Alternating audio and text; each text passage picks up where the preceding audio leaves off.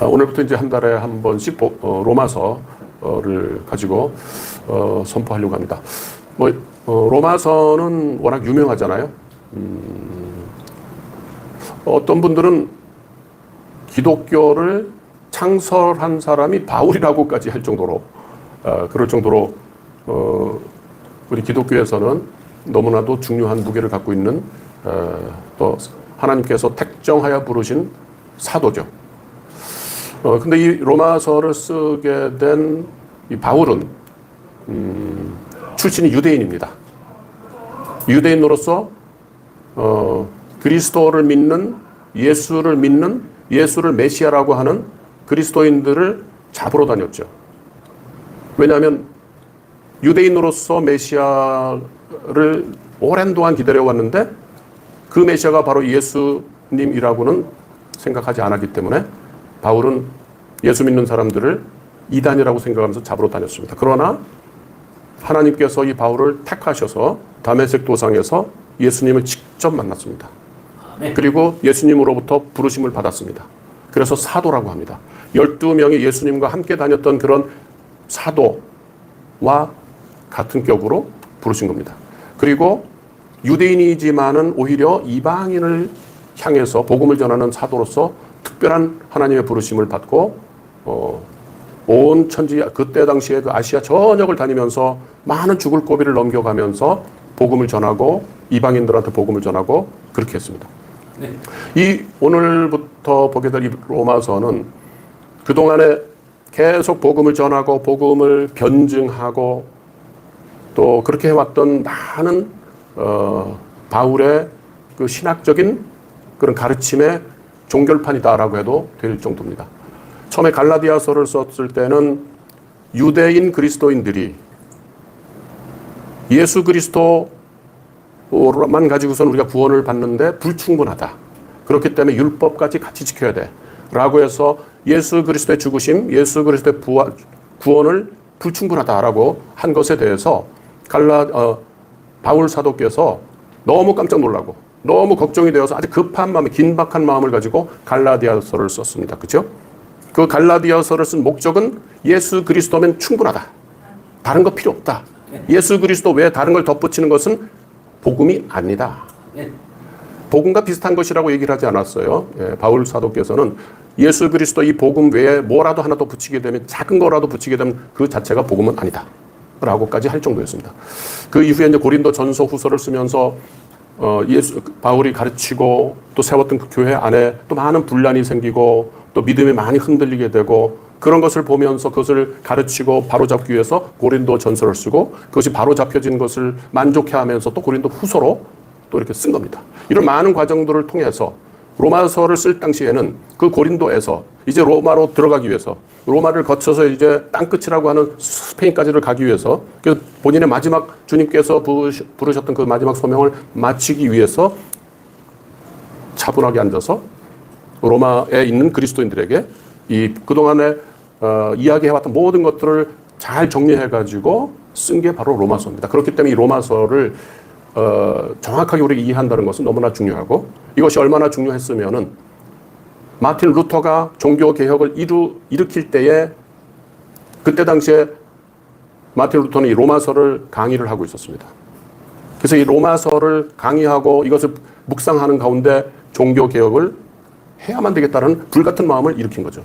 그렇다면 우리는 이 로마서에서 바울이 전하고자 했던 반드시 이것만큼은 우리가 놓쳐서는 안 된다. 내가 죽고 나서 그 이후 수백 년 수천 년이 흐르고 하더라도 이 복음 이것만큼은 우리가 놓쳐서는 안 된다라고 그렇게 했던 것이 무엇인지를 우리가 잘 묵상할 필요가 있는데 그 한마디는 뭐냐면 복음입니다.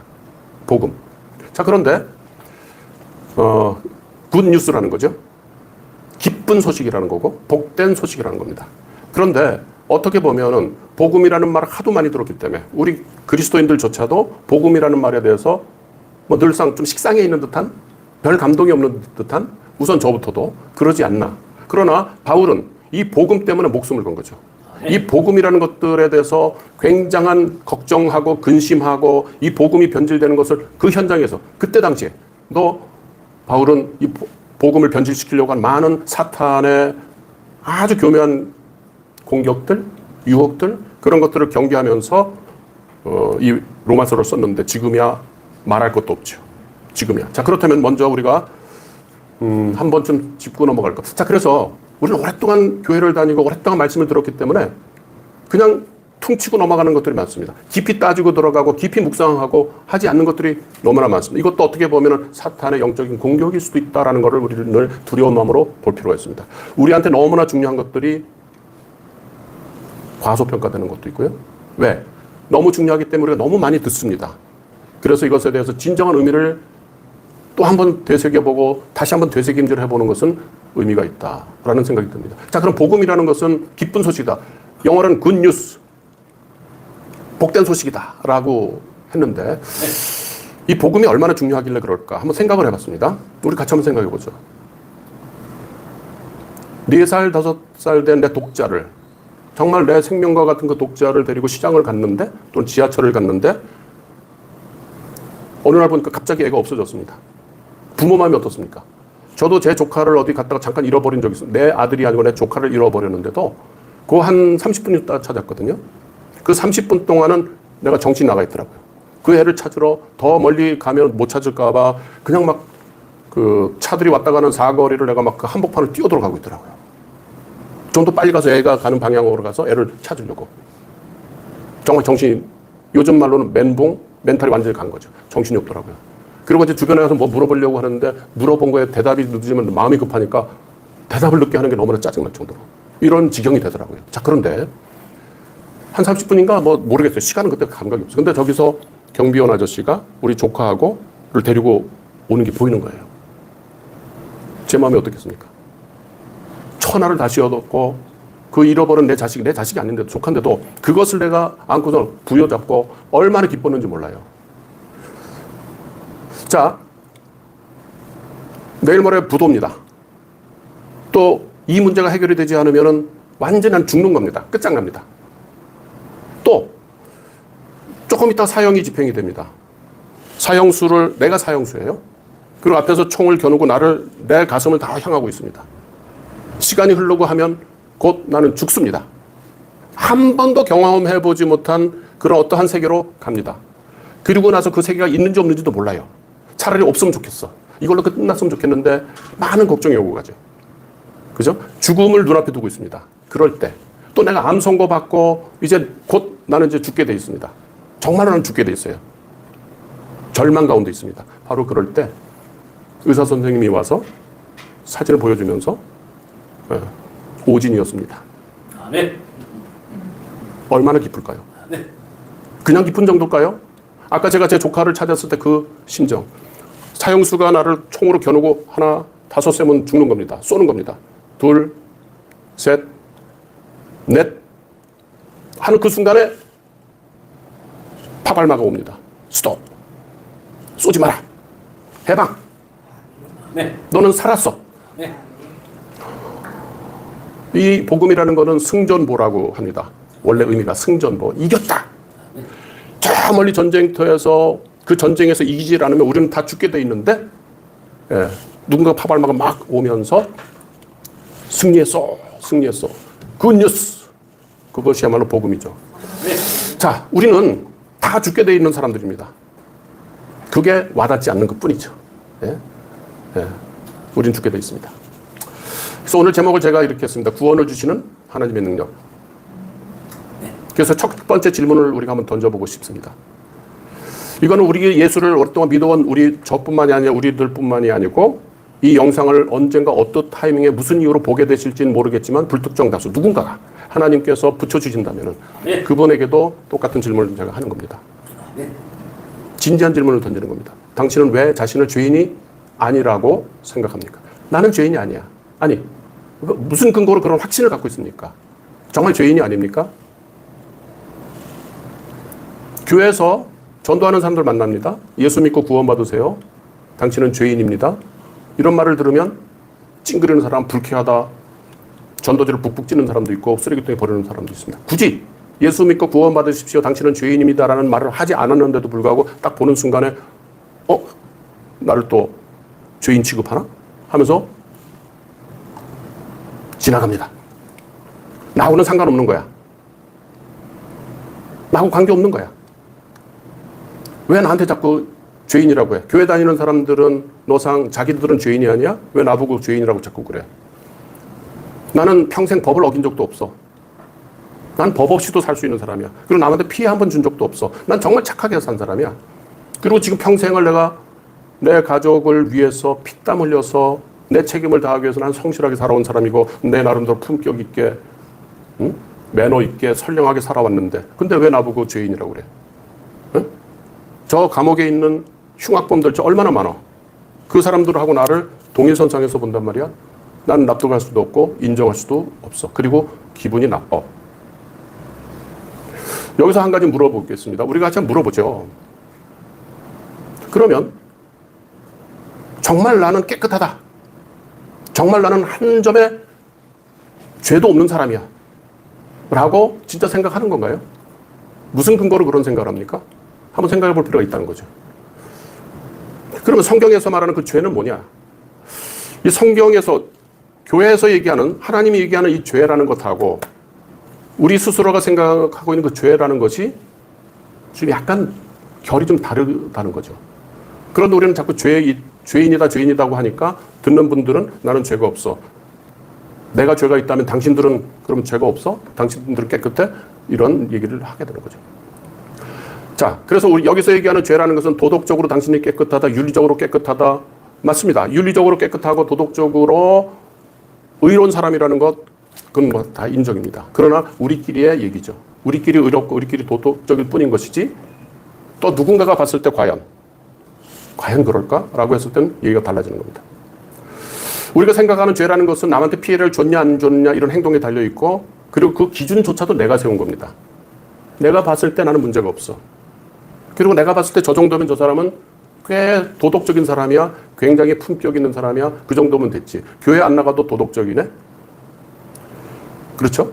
자, 그러면 여기서 온 우주를 창조하신 하나님, 완전하신 하나님, 공의의 하나님, 100% 완벽하신 하나님, 의로우신 하나님의 입장에서 봤을 때 과연 그 앞에서 그렇게 얘기할 수 있는지. 자, 이것이 바로 기독교에 대한 오해고 복음에 대한 거부감을 표시하는 거고 하나님을 배제하는 데서 나오는 겁니다. 하나님을 배제한다면 그 모든 얘기들이 다 맞는 얘기입니다. 그러나 거기서 하나님이 개입이 된다면 얘기는 달라지는 거죠. 그래서 성경에서는 하나님을 부인하고 하나님을 배제시키고 무시하는 것 그거 자체가 하나님 입장에서 봤을 때는 가장 악한 죄라고 선언하는 겁니다. 사탄은 그럼 어떻게 하겠습니까? 그 정도는 죄가 아니야. 그 정도까지 죄라고 한다면 너무 심한 거야. 이게 사탄의 전략이고 사탄의 위로입니다. 사탄이 하는 거 듣기 좋은 얘기입니다. 그러나 하나님의 입장에서 봤을 때는 가장 그것이 내가 의롭다고 생각하는 것, 이 정도면 됐다라고 생각하는 것, 나 스스로 얼마든지 내 품격을 품위를 올릴 수 있어, 도덕적일 수 있어 라고 생각하는 것을 가장 큰 죄악이라고 생각합니다. 자, 그렇다면 한번 생각해 볼 필요가 있습니다. 나는 정말 의롭게 살고 있는 사람이야. 나는 착한 일을 정말로 많이 한 사람이야. 그죠? 그리고 난 성경책을 너무 많이 읽었어. 라고 생각하는 사람들일수록 조심할 필요는 있다. 내가 도덕적으로 깨끗한 사람이야. 나는 하나님 없어도 나는 얼마든지 의롭게 살 수 있고 그럴 수 있어 라고 생각하는 사람들일수록 더 위험하다라고 하는 것이 성경의 가르침입니다. 이걸 우리가 명심해야 됩니다. 자, 이 부분부터 내가 슬쩍 넘어가 버리기 때문에 다음에 얘기할 복음, 바울이 그토록 목숨 걸고 얘기하려고 했었던 그 복음이라는 게 잘 와닿지 않는 거죠. 우리도 그럴 수 있습니다. 이 부분에 대해서 내가 조금 쉽게 넘어가면 갈수록 복음은 나한테 안 와닿는 거죠. 그래서 로마서 1장 21절에 이런 말씀을 바울이 얘기합니다.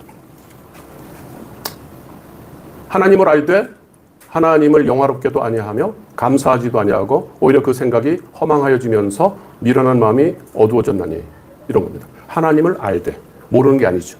압니다. 그러나 그냥 무시하고 넘어가는 거죠.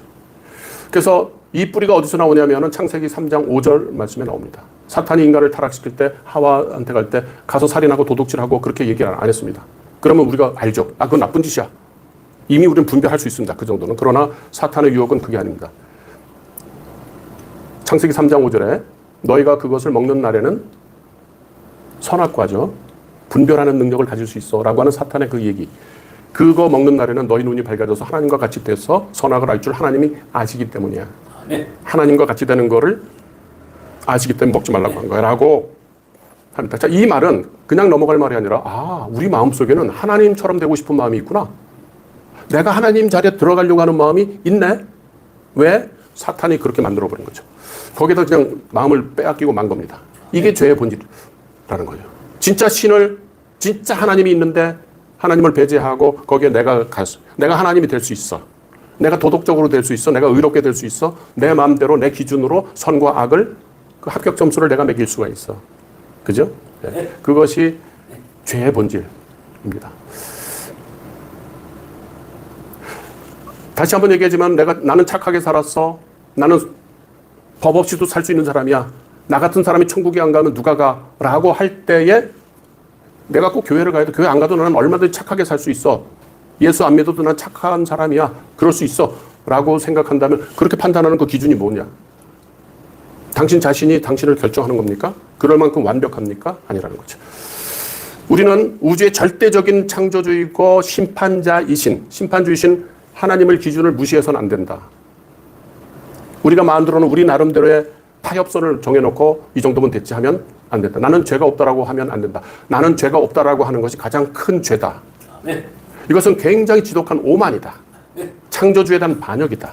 네. 사탄이 창세기 3장 5절에서 노리고 있었던 바로 그 점에 넘어갈 수가 있다는 겁니다. 네. 게다가 예수님께서 또 이것을 풀어서 말씀하셨습니다. 마태복음 5장의 산상수훈을 통해서 이 부분을 짚었습니다.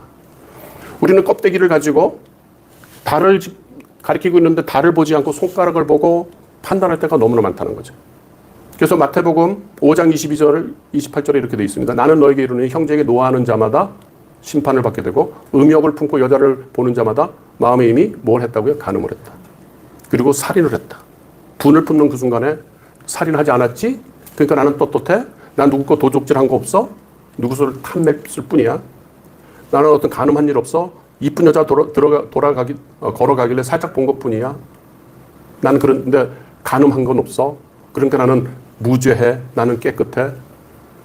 하나님은 예수님은 그렇게 얘기 안 하셨습니다. 음심을 품고 있는 음욕을 품고 여자를 보는 자마다 네 마음에 이미 간음을 했다. 그렇게 얘기하셨습니다. 무서운 얘기죠. 자, 이렇다면 우리는 이 말씀 앞에서 100% 공의로우신 하나님 앞에서 나는 의롭다, 나는 죄가 없다라고 얘기할 수 있는 사람이 있습니까? 지금까지 평생 살아오면서 내 마음속에 누구를 시기한 적 없습니까? 다른 사람이 성공하고 너무 잘 나가는 것을 보고 시샘을 느끼고 그 자리를 내가 빼앗고 싶은 생각 없었습니까? 경쟁에서 탑의 자리에 올라가야 되는데 저 사람이 나보다 유능한 것 같아. 뒤에 가서 어떻게든 저 사람을 무너뜨리고 말아야 돼. 그죠? 네. 그런 생각 한 적 없습니까? 직원들이 봤을 땐 너무나 품격이 좋고 존경할 만한 자상한 리더십을 갖고 있는 대한민국 최고의 리더라고 평가받고 있지만 그건 사람들의 평가이고 정말 내 마음속에서 모든 면에서 깨끗하다라고 할 수 있는 사람이 있습니까? 무슨 근거로 그렇게 얘기하십니까? 그걸 한번 따져볼 필요가 있다는 겁니다. 제가 오늘 좀 세게 얘기하는 이유가 뭐냐면 주변에 얘기하다 보면 복음도 전도하다 보면 다 한 귀로 듣고 한 귀로 흘려요. 다 남의 문제예요. 다 구경꾼입니다. 그래서 아까 그 복음이라는 것이 정말 그 정도로 슬쩍 들어도 될 만한 그런 정도 소식밖에 안 되는 거죠. 내가 당장 죽게 생겼는데. 그죠? 만약에 사람이라는 것은 우리는 나한테 이득이 있으면 움직이게 되는 거잖아요. 그죠? 그것이 나한테 큰 혜택을 줄 수 있는 거라고 한다면 만사자 끼고 뛰어듭니다. 행동에 바로 옮깁니다. 시키지 않아도. 그러나 그것이 나한테 별 관계가 없어. 그거 없어도 나는 큰 손해나는 게 없어. 나는 모든 것이 다 따놓은 당상이야. 다 나는 이미 가졌어. 이것이 바로 심령이 가난해지지 못한 그런 상태입니다. 그걸 굉장히 경계하는 거죠. 예수님께서 그걸 경계합니다. 우리도 예수 믿는다고 하면서 우리 스스로를 늘상 예배 자리에 올 때마다 말씀을 볼 때마다 우리 스스로를 저부터 돌아봐야 될 것은 과연 하나님 앞에서 십자가가 아니었다면 하나님의 의가 아니었다면 내가 과연 이 자리에 설 수 있었을까? 공의의 하나님 앞에서 나는 떳떳할 수 있을까를 돌아볼 필요가 있는 겁니다. 네. 그러면서 우리 주변에 있는 분들에게 나는 죄 없다라는 사람을 바라보고 과연 그럴까? 그 죄라는 것은 어떤 기준으로 얘기하는 그 죄야? 나는 죄가 없다라는 기준은 누가 그렇게 당신을 무죄 석방해 준 거야? 누가 해준 거야? 네 스스로가 너를 석방해줬어?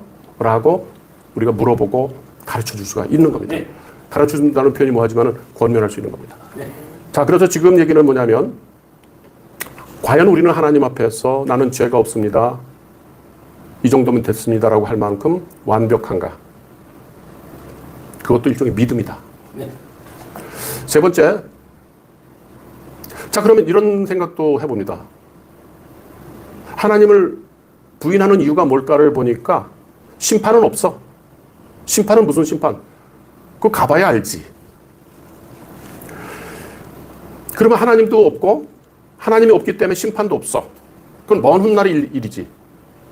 근데 그건 가봐야 하는 막연한 일이야.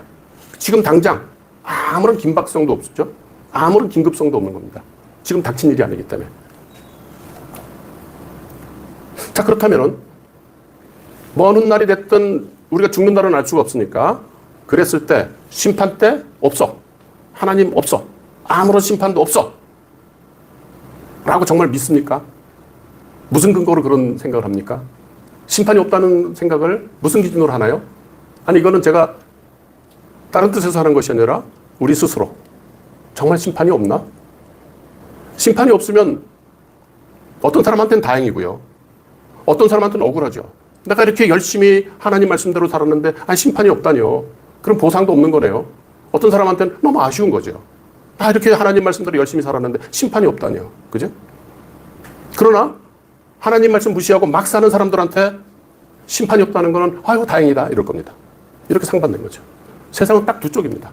그러나 우리는 예수님을 믿고 예수님께서 우리한테 말씀하신 것처럼 이 땅에서의 구원뿐만이 아니라 그날에 갔었어도 우리는 영원한 썩지 않고 더럽지 않고 쇠하지 않는 그 영원한 안식의 세상에서 우리가 살 수 있다는 약속을 하셨습니다. 심판 때에서 그걸 확정 짓고 땅땅땅 도장 찍는다고 하셨잖아요. 난 그 소망을 갖고 지금 나는 너무나도 기대감을 갖고 소망을 갖고 지금 살고 있습니다. 이렇게 살고 있으니 얼마나 감사한지 모르겠습니다. 이 모든 것이 하나님의 은혜입니다라고 생각하는 것, 그 심판의 자리, 내가 상급받을 자리가 있다는 걸 내가 믿기 때문에 그러는 건데, 그죠? 그것이 없다면 악인들한테는, 불의한 자들한테는, 하나님 앞에 오만한 자한테는, 하나님은 없어, 심판도 없어 하는 사람들한테는 거 봐, 얼마나 니네들이 바보였지라고 증명되는 거잖아요. 자, 그렇다면 우리는 여기서 하나 깊이 생각해 볼 필요가 있습니다.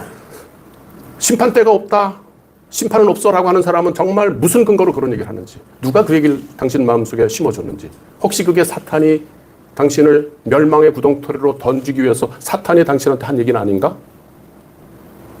네, 생각해 봐야죠.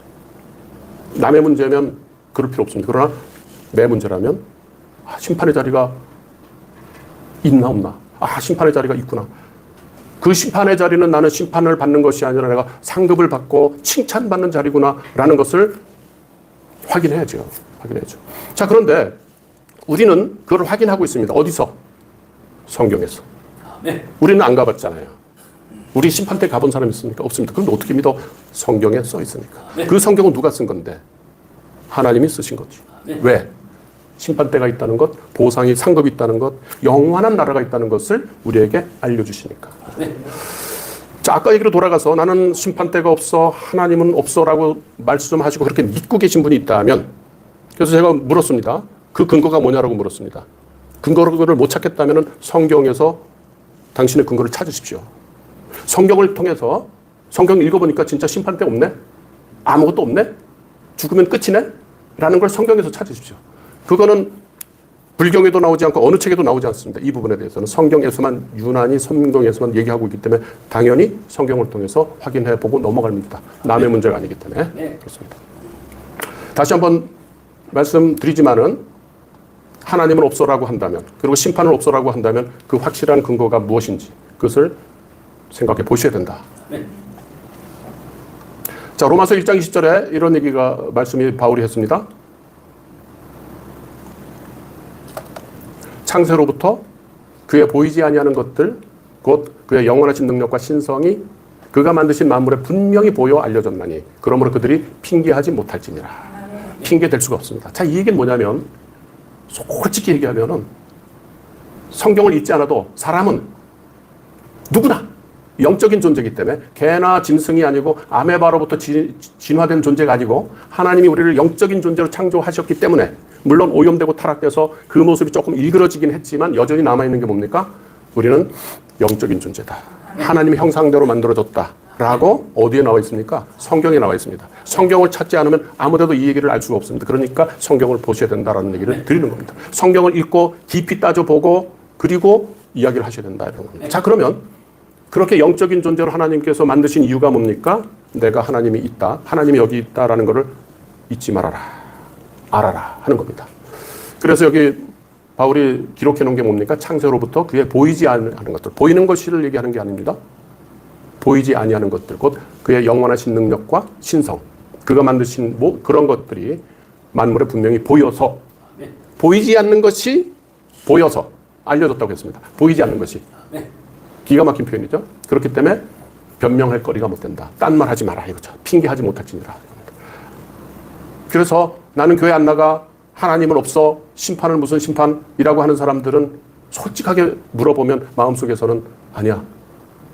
하나님이 계시긴 계신 것 같아. 근데 왜 그렇게 얘기해? 무서워서 그래.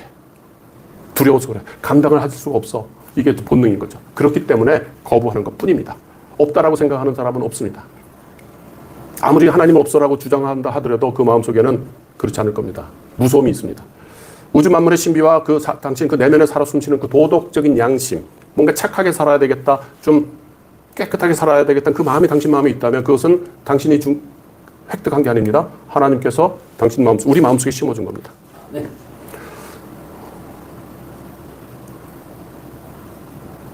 심판이 먼 미래 일이라고, 그래서 실감나지 않는 일이라고 체념하지만은 이미 심판은 우리가 무시하고 간과하고 애써 외면하려고 한다 하더라도 하나님의 심판은 이미 진행되고 있는 거다. 네. 안 보이고 안 듣고 모른다고 진행되지 않는 것이 아니라 그럼에도 불구하고 하나님의 심판은 진행되고 있다. 그래서 로마서 1장 28절에 이런 말씀을 바울이 기록했습니다. 또한 그들이 마음에 하나님 두기를 싫어하네. 하나님께서 그들을 그 상실한 마음대로 내버려 두사 합당하지 못한 일을 하게 하셨다. 여기서 우리가 봐야 될 말씀은 그 상실한 마음대로 내버려 두사. 내버려 뒀다고 했습니다. 하나님께서 내리시는 심판은 지금 내가 오만하게 하나님을 무시하고 한다고 해서 지금 당장 벌을 가하는 게 아니라 보류해 놓는 겁니다. 미루어 놓은 겁니다. 내버려 뒀다고 여기 표현했어요. 아주 무서운 표현이죠. 그냥 놔버린 겁니다. 방치한 겁니다. 그래서 알아서 해. 하나님을 철저히 배제한 채로 자기 스스로 내가 주인이라고 막 달리고 있는 사람, 하나님을 내가 무시해? 하나님께서도 무시. 아무리 돈을 많이 벌고 성공했어도 문득문득 찾아오는 말할 수 없는 그 공허감이라는 게 있죠.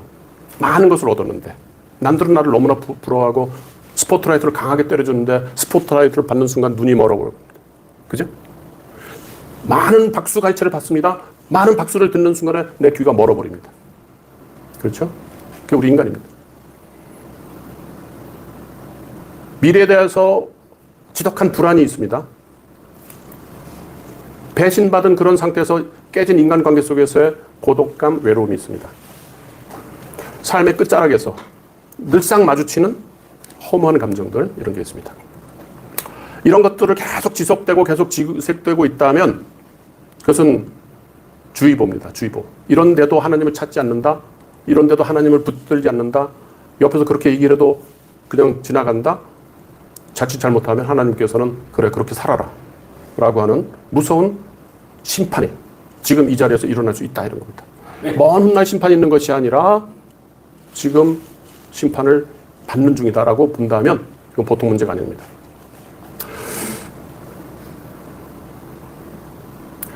그리고 복음, 죽어서 쓰는 티켓인데 지금 당장 현실로 바꿀 수 있는 그것도 아닌데 그 예수천당이라는 많이 듣잖아요. 예수 믿으면 천당 간다는 거죠. 그러니까 이게 요즘 사람들한테는 참 와닿지 않는다고도 그래요. 예수 믿으면 천당 간다고? 야, 그렇게 쉬운 게 어디 있어? 그러면 착하게 살지 않고 마음대로 살아도 예수만 믿으면 천당 가? 네. 그런 천당이라면 난 안 가. 그렇습니다. 그런데 예수 천당이라는 말은 그런 의미가 아니죠. 그렇게 너무나 중요한 말들이지만은 오해되고 곡해되는 게 참 많은 것은 바로 예수 천당이라는 말도 예수 믿으면 나중에 죽어서 천당 간다는 얘기가 아니라 예수를 믿으면 지금 당신이 바로 하나님 나라가 이루어집니다. 당신의 삶 속에 하나님의 안식이, 하나님의 기쁨이, 하나님의 평강이 바로 그 순간부터 시작이 됩니다. 그래서 우리가 죽고 나서 영원한 나라에 갔을 때에 그 안식과 평강과 기쁨과 그 모든 사랑이 넘치는 이런 상태가 영원히 더 완성된 상태로 지속이 됩니다. 네. 그러나 예수를 내 구주로 모시는 주는 그리스도시요 살아계신 하나님의 아들입니다라는 그것을 내가 받아들일 때 나는 내 인생의 주인이 아닙니다. 하나님 내 인생의 주인이십니다. 네. 하나님 앞에서 나는 죄인입니다. 예수 그리스도가 아니면 구원받을 수가 없습니다. 라고 고백하고 내 마음의 영적 파산 상태를 인정하고 주여 나를 도와주십시오. 나를 위로하여 주십시오. 내 목자가 되어 주십시오 하는 그 순간 바로 천국이 온다는 거죠. 회개하라 천국이 가까이 왔습니다. 이렇게 마음을 돌이켰을 때 천국이 임한다. 예수 천당이란 말은 예수 믿고 먼 훗날 천당 가세요. 지금은 아무 소용없습니다. 이런 게 아니죠. 예수 믿는 그 순간에 바로 우리는 천국의 삶을 살 수 있다라고 하는 기쁜 소식인 거죠. 복음이죠. 그것이 오해가 돼서 예수 믿고 아무 짓이나 하면 된다는 식으로 이렇게 오해가 되어 있는 것, 그것이 또 현실인 것 같습니다. 그 다음 마지막으로 이제 얘기할 것은 뭐냐면,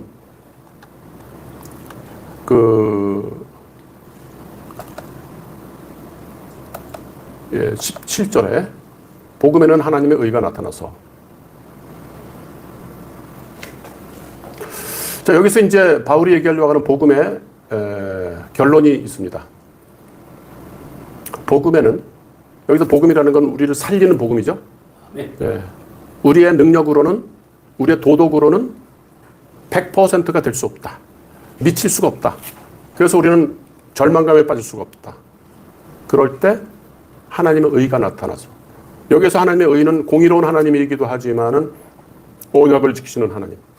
우리를 창조하셨을 때에, 우리를 빚으셨을 때 하나님이 우리에게 약속하신 것, 내가 너를 반드시 살리리라.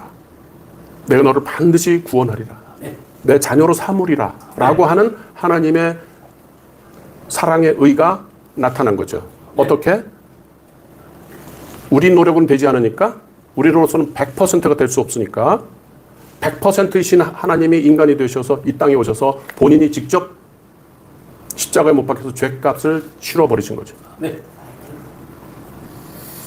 말로만 한 것이 아니라 실제로 오셔서 찢기고 십자가에 못 박혀서 완전히 죽으신 거죠.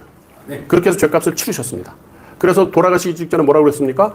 저들을 불쌍히 여기시고 용서하여 주십시오라고 입으로 고백하시고 올라가신 겁니다. 네. 자, 여기서 하나님의 의가 나타났다는 것은 바로 이 예수님, 예수님을 통해서 나타난 하나님의 사랑, 하나님의 언약, 우리를 구원하시겠다는 그 언약이 우리의 노력이나 우리의 힘으로가 아니라 하나님의 100% 의로우심으로 이루어졌다, 이런 겁니다. 네. 이것을 믿느냐, 안 믿느냐. 이 믿음으로 믿음에 이르게 한다. 요겁니다. 그래서 이 구원은 우리의 힘으로는 도저히 그 자격을 달성할 수 없기 때문에 십자가의 죽으심으로 그것을 대신했다라는 것을 믿는 겁니다. 네. 그렇기 때문에 성경에서 하나님이 얘기하시는 구원이라는 것은 대충 퉁치고 넘어가는 게 아니라 철저하게 죄값을 치르시고 그리고 우리를 살리신 겁니다. 네. 그냥 살린 게 아니라 죄값을 치르시고 네. 누가? 하나님 당신이 직접 죄값을 치르시고 나를 대신해서 저로서는 할 수가 없으니까. 그렇기 때문에 우리는 도덕적으로 살 수 있다는 것을 포기했지만 그렇다고 비도덕적으로 사는 게 용서되는 게 아니라 그렇게 은혜로 받았기 때문에 그렇게 공의로우신 하나님의 모습을 닮아가기 위해서 내가 더 거룩하게 살려고 하고 하나님의 의로움에 도달하려고 도움을 요청하고 그렇게 가는 거죠. 그렇기 때문에 우리가 정말 그리스도인이라면 어떻게 해야 되겠습니까? 믿지 않는 분들보다 더 도덕적이어야 되고 더 윤리적이어야 됩니다. 네. 그죠? 도덕적이지 않아도 우리는 구원받을 수 있어? 의롭지 않아도 우리는 구원 이미 받았어? 그러면 안 되는 거죠. 네. 더 우리는 의로워야 되고 더 도덕적이어야 된다. 그것이 우리 힘으로는 될 수 없기 때문에 하나님 저를 더 의롭게 만들어 주십시오. 하나님의 의에 부합되게끔 내 삶을 끌어가 주십시오. 그래서 성도의 견인이라고 하지 않습니까? 신학자들이. 그렇게 나를 끌어가 주십시오. 내가 주변 사람들한테 내 의로움을 나타내는 것이 아니라 하나님의 의로 그들을 품을 수 있도록 해 주십시오. 그래서 우리가 교회를 다니면서 나의 의로움에 도취되어서 복음을 무시하고 그렇게 하는 건 정말 경계해야 된다. 그래서 제가 이 말씀을 묵상하면서 저 자신한테 자꾸 이제 한번 되뇌어 봤어요. 아, 입으로 자꾸 뭘 얘기하면 안 되겠다. 기도하세요. 아, 11조 하셔야죠. 아, 성경 더 많이 읽으세요. 전도 좀 더 하셔야 되는 거 아니에요? 아, 철학기도 안 하셨군요. 아, 금식기도 한 번도 안 하셨어요. 이런 얘기하면 안 된다 이거죠. 이미 그때 내가 내 의로움을 자꾸 나타내는 겁니다. 저 자신한테 자꾸 이제 한번 생각을 해봤어요. 아, 그렇구나. 내가 우리 자식들한테 얘기할 때, 야, 예배 드려야지. 응? 그럴 때는 기도하는 거야. 아, 말씀 좀 읽어야지. 너 어떻게 하려고 그래? 이런 마음들. 그렇게 얘기하는 것이 나쁜 건 아니죠. 당연히 해야 되죠. 그러나 그런 얘기하기 전에 내가 기도하는 모습을 먼저 해야 되고, 내가 말씀 속에서 말씀을 묵상하고 하면서 내 말이 변하고 내 관점이 바뀌고, 그렇죠? 벌써 내가 주변 사람들을 대하는 태도가 옛날에 정지하고 야 이래야 되는 거 아니야 저래야 되는 거 아니야 이랬던 태도에서 이 손가락을 부러뜨리고, 그죠? 그리고 그를 위해서 안아주고 하나님 앞에 내가 무릎 꿇고 이렇게 하는. 자, 그래서 참 제가 이제 오늘 이번에 이걸 묵상하면서 저한테 도전이 됐던 거는 삶으로 얘기해야지. 전도라는 게 복음을 전하는 것이 삶으로 내가 하는 거지. 예수 믿으세요 백날 해봐야 요즘 젊은 사람들 안 믿어요. 삶의 모습을 보고 나도 저렇게 살고 싶어. 그 가정의 부부의 모습을 보고 야 나도 결혼해야 되겠다.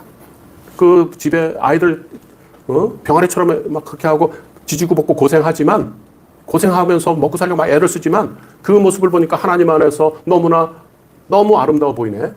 야 저거 지나면 저 시절 안 돌아올 텐데, 그죠? 그런 걸 보면서 아 가정을 이룬다는 것, 하나님께서 가정을 만드신 목적이 무엇이구나, 그죠? 그리고 자녀를 사랑하고 자녀를 바로 양육시키는 것이 무엇이구나라는 것을 우리가 배우는 거죠. 전도하는 거죠. 그죠? 미국의 유명한 그 전도자가 있습니다. 그 집안이 평생을 그분이 복음을 전하고 복음자로 부흥운동을 하면서 많은 그런 일들을 했어요. 그 나중에 세월이 한 200여 년 흐르고 나서 그 가문을 보니까 변호사가 수백 명, 의사, 교수, 성직자, 정말로 이 사회, 미국 사회에 굉장히 기여를 많이 하는 그런 리더들, 사회 각각의 그런 리더들이 그 집안에 다 나왔어요.